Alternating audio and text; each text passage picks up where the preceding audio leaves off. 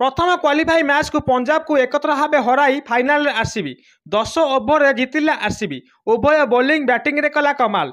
Punjab 8 batsman 2 अंक भी छुई पारे ना। दर्शक बंधु 18 वर्ष पर फाइनाल ट्रॉफी आरसीबी नेब कि नहीं कमेंट कर निश्चित कहतु।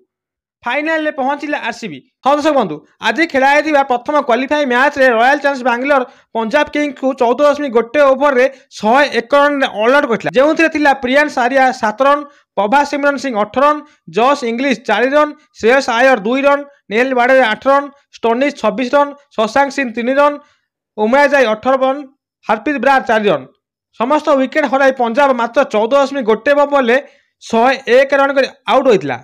102 रन विजय लक्ष्य नहीं पड़िया को आरसीबी। आरसीबी प्रथम विकेट 12 बॉल रे खेली 12 रन कर विराट कोहली आउट होते। पर Phil Salt 27 ball 56, Mayank Agarwal 13 ball 19 और शेष को रजत पाटीदार 8 बॉल रे 15 रन कर 10 ओवर 2 विकेट हराई 106 रन कर जीति नहीं।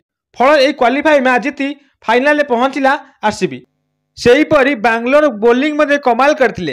Bhubaneswar Kumar 1 wicket, S Dayal 2 wicket, Josh Hazlewood 3 wicket, Suyash Sharma 3 wicket और रमेरिया शेफर्ड 1 विकेट नहीं। पंजाब बैटिंग रे 9 रन रे 1 विकेट जाइतला बेले 27 रन रे 2 विकेट, 30 रन रे 3 विकेट, 38 रन रे 4 विकेट, जहाँकि पावर प्लेयर भितर 38 रन करी 4 विकेट हराइला पंजाब।